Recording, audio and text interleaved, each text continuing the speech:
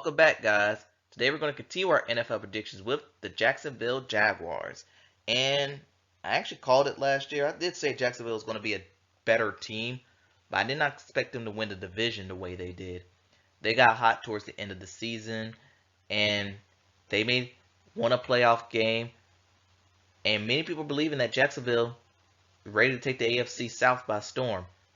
With how weak that division was last year, they have a big opportunity to submit themselves as solely AFC risers.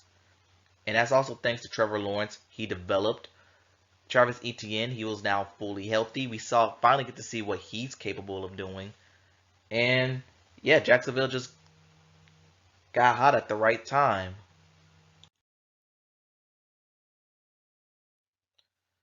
And now looking at their schedule from last year, and it was a tale of two seasons again. Before the bye, the Jacksonville Jaguars looked like a team dead in the water. They got off to a slow start, lost to the Commanders, got 2 wins over the Colts and Chargers, which included their first road win in 2 years. But then they got into a 5-game losing streak where they were just too inconsistent to win these games. And yes, they were all in one possession, but they just didn't do enough to get over the hump. They did get a win over the Raiders in Week 9, which they had to come from behind to do, but they lost to the Chiefs where they clearly didn't have enough. But after the bye week, that's when they turned it on. And it all started off with a gutsy call against Baltimore, where Doug Peterson decided to put his balls on the field and would go for 2 for the win, which they got. And it was another upset that I called. Lost to the Lions, but after that, beating the Titans twice, beating the Cowboys in overtime, beating the Jets on Thursday Night Football, and then beating the Titans to clinch the division on a walk-off Josh Allen fumble recovery touchdown. That's how Jacksonville won the AFC South. And in the playoffs, again, Trevor Lawrence turned into his worst playoff performance into one of his best in the same game. 4 interceptions in the first half. Then I think he turned it around and threw for 400 yards to end the game and get the W. But sadly, like that Kansas City game, they just didn't have enough to beat Kansas City. It just happens. Kansas City was a better team, even with Mahomes being hurt. But Jacksonville, they could make the leap into being one of the next best teams in the division, in the AFC rather. And now looking at some highlights. And the first highlight was winning 6 out of their last 7, aka winning all but one game after their bye week. And I already basically discussed what happened. Jacksonville just got hot at the right time. Then they had a healthy Travis Etienne for the whole season. You finally get to see what he can do on the field. He had 1,000 all-purpose yards last year, and now he's going to be a big focal point heading into next year.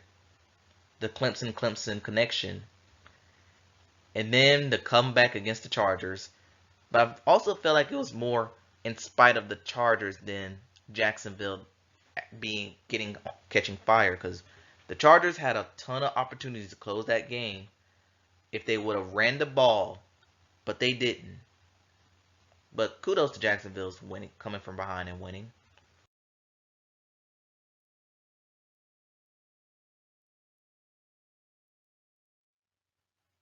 But the lowlights, they went 3-7 before the bye week. They were not a good team before then.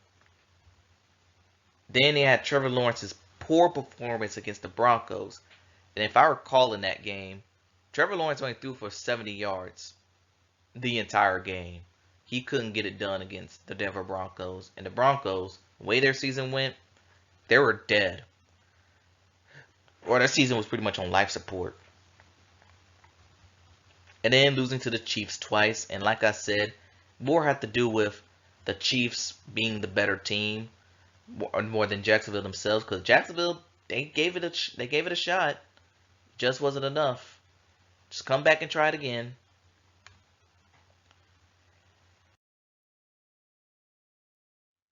And on to their offseason acquisitions. And the best thing Jacksonville did this year was absolutely nothing. They only added a running back from Cleveland and then lost Jawan Taylor. But I think they decided just to sit back, build on the core that they already have, and come back stronger next year. I think that's the Jacksonville approach.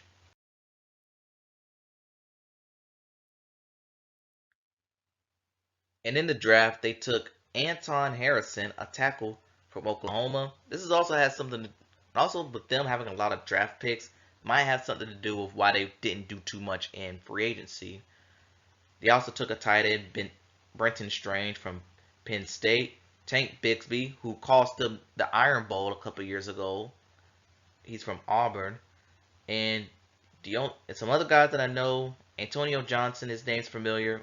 Know him from Texas A&M, and they just boosted up on depth for most of their picks all over the board. But anyway, Jacksonville, can they make the leap, or was last season all a mirage? Let's take a look.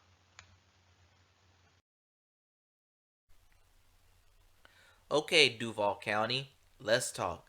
We're going to start off your season with the Indianapolis Colts. So you're starting your season off with a divisional opponent. I think Jacksonville's going to win that game. Next week, you have the Kansas City Chiefs, a big time matchup for a week two. And if you watch my Chief video, I had the Chiefs loss coming in Jacksonville. So Jacksonville, you're going to get a statement win week two, and it'll basically be a revenge game from the playoff loss. Week three, you're hosting Houston. Again, I think the home field advantage will come in favor of Jacksonville. That'll be a win there. And how about another win against the Falcons? Now, this is not a three home game stretch. This one's in London. So Jacksonville will start off 4-0, and you could think a pretty easy schedule to start outside of the Indianapolis Colts, but whatever. And in week 5, they're back in London. This time taking on the Bills. And this is where their first loss is going to come in. I think they're going to lose to Buffalo week 5. And then week 6 against Indianapolis. If you know the golden rule of football, Jacksonville always has success when Indianapolis come to Jacksonville. So I'm giving that a win here. And then against the New Orleans Saints, I'm gonna give this one a loss. Thursday night, short week. They're going on the road. I think they're gonna suffer a loss there. Week 8. Here's another unwritten rule in football. Whenever Jacksonville goes to Pittsburgh, they always tend to have success. And I don't know what it is, but I am going to give them a win against the Pittsburgh Steelers. So at the bye week, they're at a really, really good. I only have them 2 losses, 6-2. That's good. But week 10 against the 49ers, I do got the 49ers winning on the road on this one. If I know anything, Trevor Lawrence struggles against really good defenses. But against the Titans, I do got them winning at home, bouncing back. But week 12 against Houston, I'm going to give Houston a win here. I think Houston, like I said about Houston in a couple of these videos, they're going to be better than what people think. And then against the Bengals, that's a Monday night game. Fun fact, this is the first Monday night game in Jacksonville in over a decade. So I know Duval County is going to be rocking. I'm giving Jacksonville a win here. Then week 14 against Cleveland, I'm actually going to give them a loss here. And then I got against the Baltimore Ravens. This one's on Sunday night, if I'm correct. I'm going to give this one to Jacksonville, only because I think this could go either way. I do think that whenever I do think that, I just lean towards the home team. Jacksonville will go on the road and beat Tampa Bay, beat Carolina Panthers at home, and then lose against the Tennessee Titans, where they're probably going to rest their starters. And that brings their record up to 11-6 on the year, which should be more than enough for them to clinch a playoff spot.